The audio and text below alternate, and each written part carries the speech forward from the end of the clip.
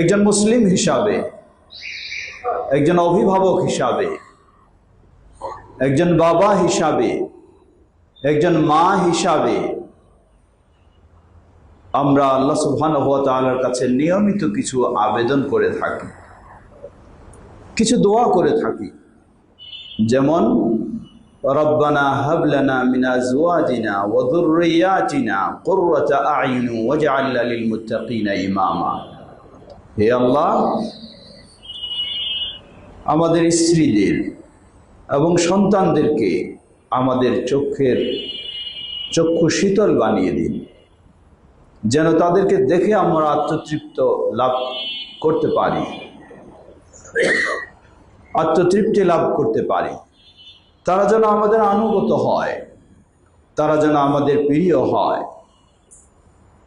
ওয়াজআলনা লিল মুত্তাকিনা ইমামা, এবং আমাদেরকে মুত্তাকিদের ইমাম বানিয়ে দিন।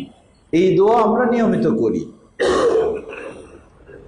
এই দোয়ার উদ্দেশ্য কি? এই দোয়ার উদ্দেশ্য হলো আল্লাহ সুবহানাহু ওয়া তাআলা আমাদের যে সন্তান দিয়েছেন, সেই সন্তানরা যেন আমাদের চক্ষু শীতলকারী সন্তান হয়। আজকে আফসোসের সাথে বলতে হয়, বহু অভিভাবক আর্তনাদ করছেন, তারা হাহুতাশ করছেন, তারা অশান্তিতে রয়েছেন। সন্তানকে নিয়েই আজকে তারা বেকায়দায় রয়েছেন। সমবেত মুসল্লিবৃন্দ,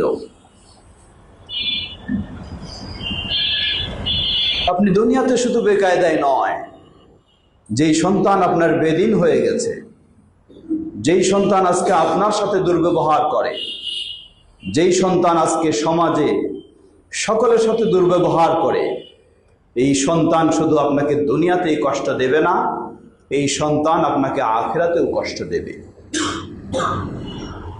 একইভাবে যেই সন্তান দুনিয়ায় আপনার অনুগত সন্তান, আদর্শ সন্তান, সমাজেও মানুষের কাছে সে আদর্শ সন্তান, সেই সন্তান দুনিয়াতে যেমন আপনি তাকে নিয়ে শান্তি অনুভব করেন, আখিরাতেও আপনি তাকে নিয়ে শান্তি অনুভব করবেন ইনশাআল্লাহ।